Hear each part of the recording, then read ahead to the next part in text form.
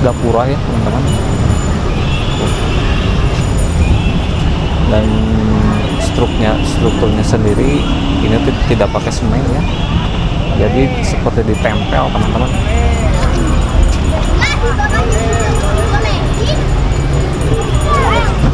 Mudah-mudahan segera dibereskan ya Pak Dedi, itu hancur.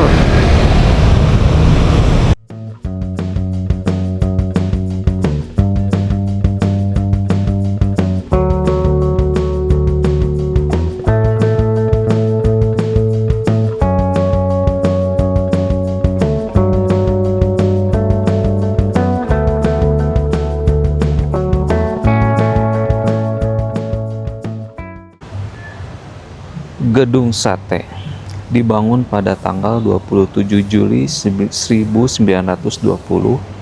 dan dirancang oleh arsitek Belanda Insinyur J. Gerber dengan biaya pembangunan sebesar 6 juta gulden, yang kemudian melahirkan nama sate dari ornamen yang berbentuk tusuk sate di puncak menara. Bangunan ini awalnya digunakan untuk Departemen Pekerjaan Umum dan Perhubungan Hindia Belanda, dan kini menjadi kantor pusat pemerintah Provinsi Jawa Barat sejak tahun 1980.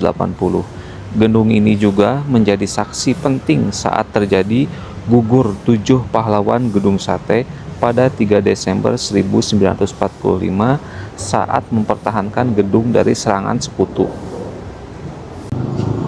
Assalamualaikum warahmatullahi wabarakatuh teman-teman dan para wagi semua. Ketemu lagi bersama saya Agi di channel Vlog. Nah teman-teman, di minggu-minggu kemarin sempat ramai ya di media sosial, yakni ada bangunan baru di seputaran Gedung Sate ya, di depan Gedung Sate dan juga di belakang Gedung Sate. Jadi bangunannya itu berupa gapura ya, yang menjadi ramainya tuh karena katanya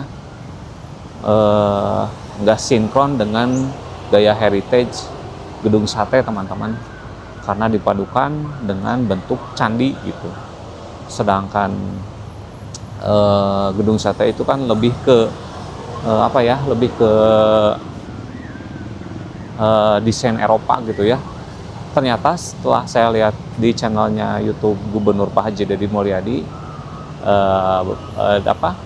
dikasih penerangan gitu ya dari ahli dari ITB, ternyata ada unsur seni lokalnya juga teman-teman, terutama candi itu teman-teman. Di Pulau Jawa identik sejarah lokalnya dulu ya ada candi gitu teman-teman. Nah sekarang kita lihat aja teman-teman ya, seperti apa sekarang setelah direnovasi, dibangun gapura berbentuk candi teman-teman. Tidak hanya digunakan sebagai kantor pemerintahan Provinsi Jawa Barat, di samping Gedung Sate juga dijadikan kantor pos Indonesia teman-teman.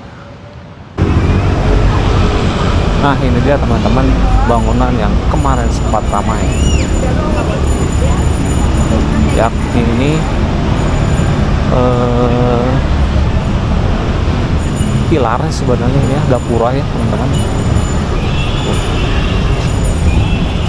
dan strukturnya sendiri ini tidak pakai semen ya, jadi seperti ditempel teman-teman.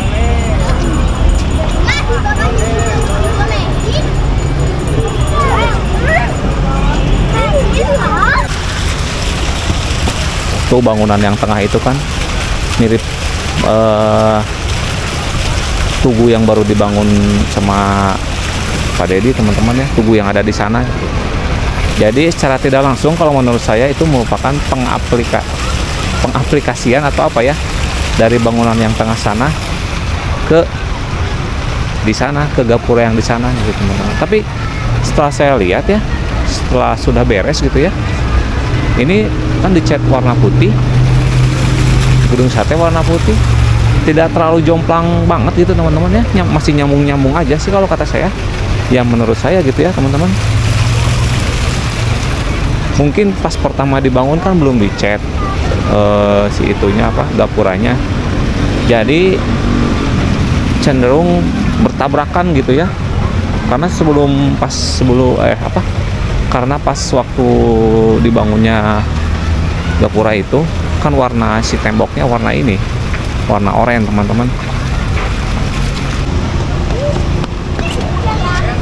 Tidak hanya sebuah tugu, tapi ditambahkan pula sebuah lampu teman-teman di bawahnya. Jadi malam-malam terlihat bagus ya kalau lampunya dinyalain. Namun yang saya harap dari pemerintah Provinsi Jawa Barat, dan ini trotoar di samping gedung sate yang sudah sangat mengkhawatirkan, mudah-mudahan segera dibereskannya pada itu hancur. Dan teman-teman, yang menarik perhatian saya tuh ketika begitu dibangunnya gapura yang di depan gedung sate teman-teman ya, mengundang banyak berbagai opini, terutama komentar-komentar netizen di Instagram teman-teman. Apa ya, saya sebutin gitu ya, satu komentar. Ada yang bilang gini di Instagramnya PRFM ya, sebagai arsitek oke lah, sebagai rakyat bisa meureun dipakai hal yang lebih urgent seperti peningkatan kualitas kesehatan, pendidikan, penerangan jalan, penanganan banjir, dan lain-lain.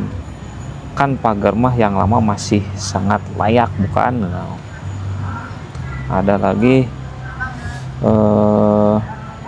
arsitek kan ngikutin KDM pastinya.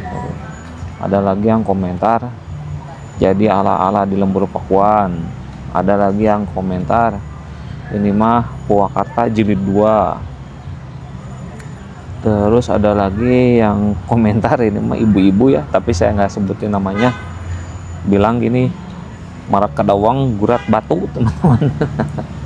Marak Kadawang gurat batu, aduh macam-macam ya yang komentar ini teman-teman ya. Jadi teman-teman ya, mungkin sih tujuannya menurut saya baik tujuannya mah ya, jadi merevitalisasi aset-aset Provinsi Jawa Barat ya, mungkin biar lebih menarik gitu. Cuman versinya ya mungkin yang dipimpin sekarang lebih senang ke versi itu gitu ya.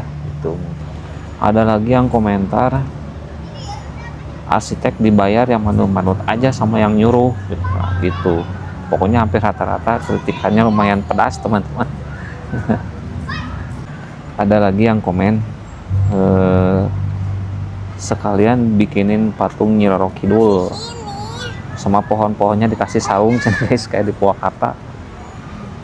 Oke teman-teman dan para bagi semua, untuk video vlognya sampai di sini dulu ya. Liputan sekilas di gedung sate yang merupakan salah satu cagar budaya, gedung peninggalan kolonial Belanda yang masih dipakai saat ini untuk kegiatan provinsi pemerintahan Jawa Barat teman-teman. Dan saya yakinlah pasti para petinggi ya, para pejabat pasti merawatnya gitu teman-teman. Dan kita sebagai masyarakat kita kawal saja gitu ya. Apabila ada yang sesuatu yang melenceng, yang kita ingatkan, kita sampaikan dengan aspirasi yang baik dan sopan ya teman-teman. Terima kasih yang sudah nonton video saya. Jangan lupa like, comment, dan subscribe. Sampai jumpa di video berikutnya teman-teman. Assalamualaikum warahmatullahi wabarakatuh.